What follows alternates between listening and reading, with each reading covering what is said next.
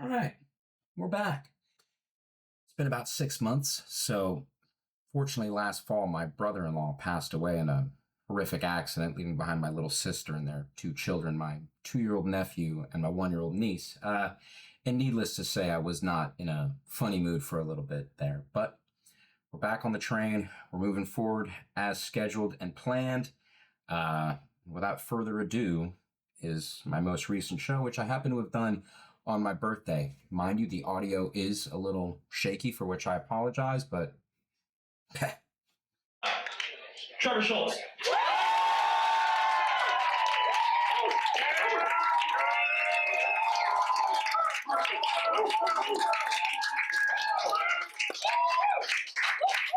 Taking my time. So today is my birthday. Bought myself a present. You guys know you can buy a samurai sword on Amazon? No bullshit, same day delivery. I think I'm going to do some traveling this year for it too. I don't want to see the world or anything. I want to wear a do-rag. Think anyone in India is going to bat a fucking eye? Yeah, me neither. Alright, let's get serious. Just went through a breakup. Trying to get back out there. You know, when everyone complains about dating in the city, they say that it's too transactional, too much of a hookup culture. Hasn't been my experience. It's really useful culture. Plus, and I know it sounds stupid, but I got some new moves I want to test out. See, this last girl I was dating was real kinky, you know, freaky. When we first started dating, she called me vanilla. It's like inexperienced because I was hesitant to slap her in the face during sex. No, she wanted me to. Believe that? She said, baby, it's a thing, it's a kink. It's called impact play. Like role play, foot play. I said, oh. So Dad was just playing with me. But seriously, I said, baby, look, I don't want to hit you when we're making love. I want to hit you when you make us late. She said, well, what are you into? Me? I'm pretty content to be having sex at all. I like normal sex, classic sex. When a man loves a woman's disappointed. Just the way God intended. Because the truth is that before I met this girl, my favorite part of sex was once it was over. Not that I've ever had to wait long. Because that's when I can talk again. Do what I'm best at. It turns out you can talk during sex. People talk during sex all these years. You guys know what I was doing? Just fucking breathing, man. That's it. During another conversation, we talked about each other's previous sex lives. Big mistake.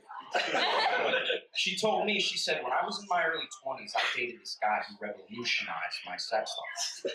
So let me stop you right there, baby. Make sure we're on the same page. I'm no George Washington in the bedroom, right? There ain't gonna be another revolution. But I said in an attempt to talk about basically anything other than this guy she used to fuck. George Washington and I do share an origin.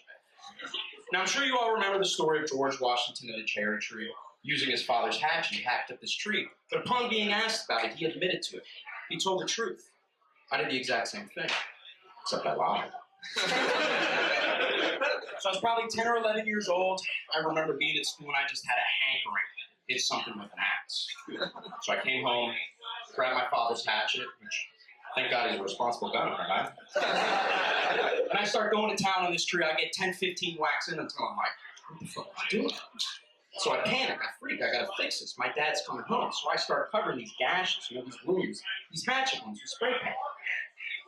So Dad comes home, sees this tree, this abomination, immediately knew it was me.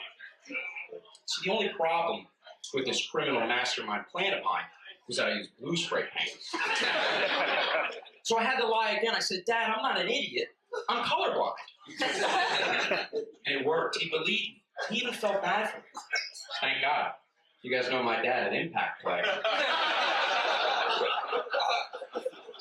Well, you guys know how the rest of the story goes. I didn't become president, and my girlfriend broke up with me because I sucked at sex. But here's the thing, is I learned a lot about it. See, she was really into being tied up, like being bound. She tried it on me. A little weird at first. I'm a veteran, so being tied up kind of made me feel like a prisoner of war. But it grew on me. Ended up being really hot. I called it POW play. I'm tied up. The goal is to escape. Fuck the prison guard. Come to think of it, though, I really wish you had that samurai sword back then. We could have done World War II, the Pacific Theater. But all jokes aside, ladies and gentlemen, what I really learned about sex is that sex, like any aspect of a relationship, it's about compromise. It's about meeting in the middle. See, I like to do it with the lights on. She likes to do it with them off. So to compromise, we use the strobe light. Yeah, that's a silly one. All right, let's take this on. Put a bow on it. I'm not up here saying that I've figured out women or sex. I have no idea what's going on between those legs. The truth is, I still panic when I see a hatchet.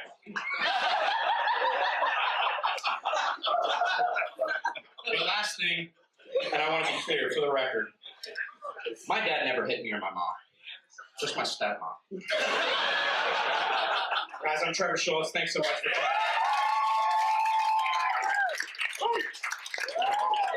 for coming.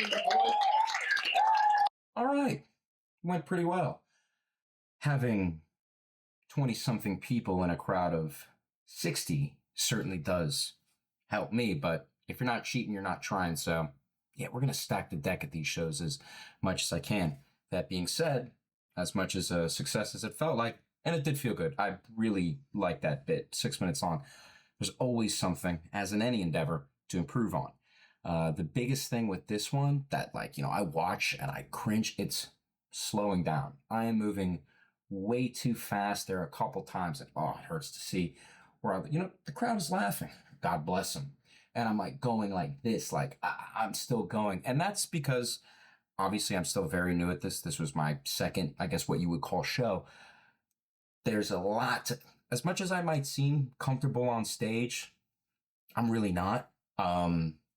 Well, let me say, the minute I get up there, it's game time, it's on. But I'll tell you what, the whole day leading up to having to do that, I was hoping I would get hit by a bus, anything to just not have to get up on that stage. That being said, I'm moving too fast so this is the first time that I've actually done that in a group of, more than 20 something people. But up until this point, for the last 3 weeks or so, I've been doing these at open mics.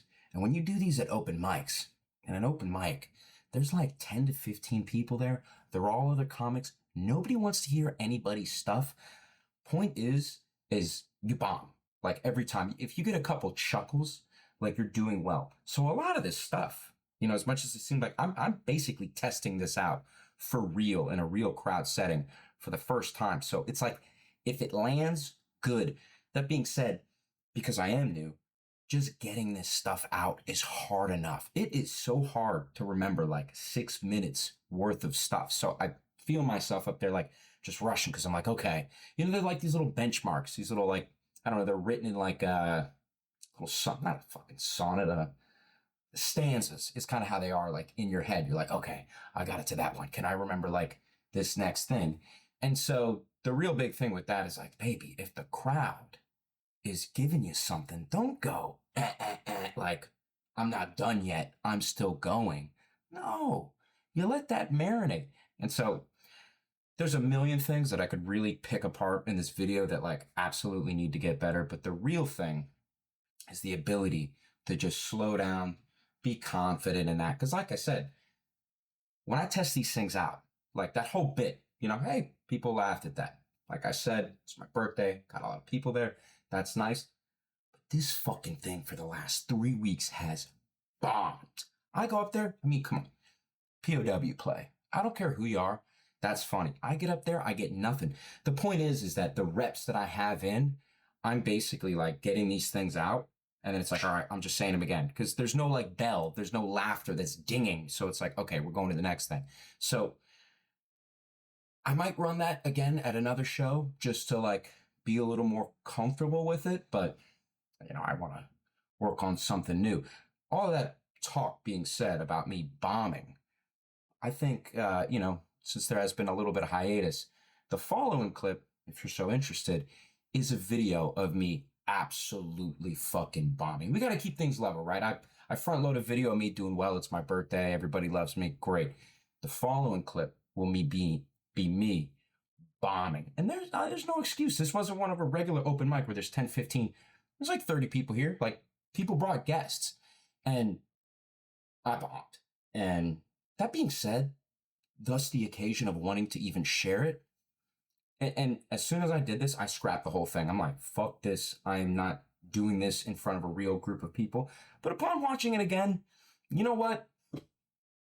It's funny. At the very least, it's a funny story. So fuck it. We'll put it on the internet. We're already lost our mind doing this whole endeavor anyways. So what's this? Hi, Jeannie. I'm Trevor. Trevor Schultz. Hi, Trevor. You're not leaving, are you, Richard? Robert. Robert. Oh, No, I knew George was the second one, though, right? That's Two first. I was gonna say, this one's for you. We got a little story about Southwest Florida. Tell you what it was like. First, let's take a little census. Do we have any dog people in here? People that like dogs? All right, cool. Cat people? Yeah. Okay, good. They don't like this one. So, like I was saying, I'm from Southwest Florida, you know, a place where the line between pet and wildlife is blurred. So when I was real little, I lived in a trailer park. And it was a nice trailer park. And when my folks saved up enough money to buy a home that wasn't mobile, it was right next to a crack house. Now, looking back, it was actually probably a meth house. That's just what we called it. The crack house. You know, cops coming and going, cars always showing up, people arguing out front. You're nodding your head, you know what I'm talking about. Yeah, a whole lot of people, not a lot of teeth.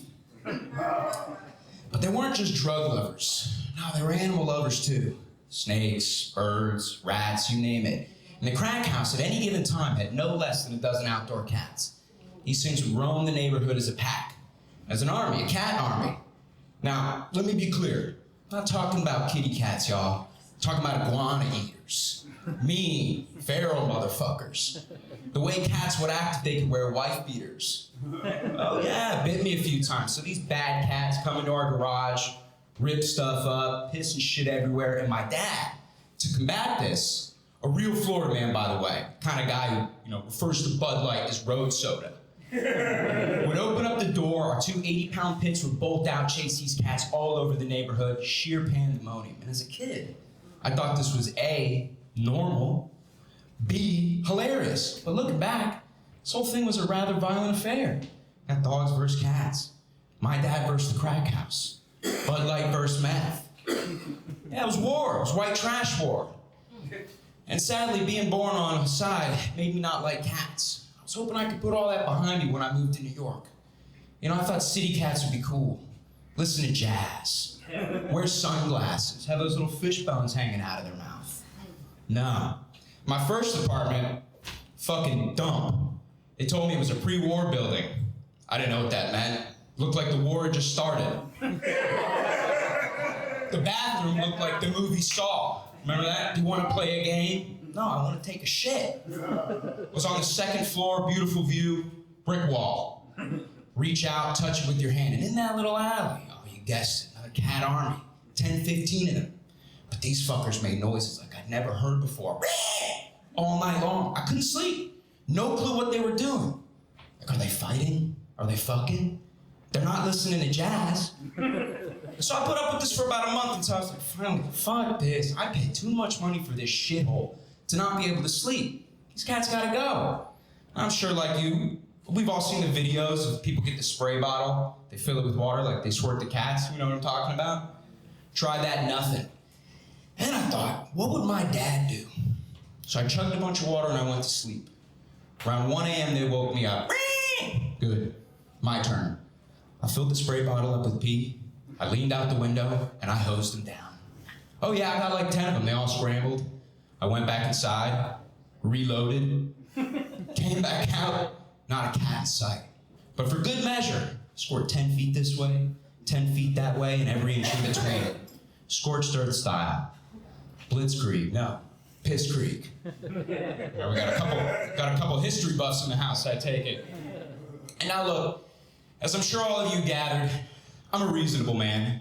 You know? I didn't want to have to resort to biological warfare. I respect the Geneva Convention. But I had to talk to these cats in a language they can actually understand. Every organism in the animal kingdom knows what urine means. It means this is fucking mine now. I marked my territory. I'm seeing some faces. I know, pretty weird, right? But if you think about it, it's actually fucking genius. And pretty humane, too. Not a single cat was actually hurt during Piss Creek. It's just fucking pee. It's eco-friendly, too. But furthermore, most importantly, I never saw a single cat in that alley again. So in the morning, I called my father, triumphantly, debriefed him on last night's battle. He said, "Son, I'm so proud of you. It's exactly what I would have done. Wasted your fucking money, though. Didn't need a spray bottle to do that." I'm Trevor Schultz. Thanks so much.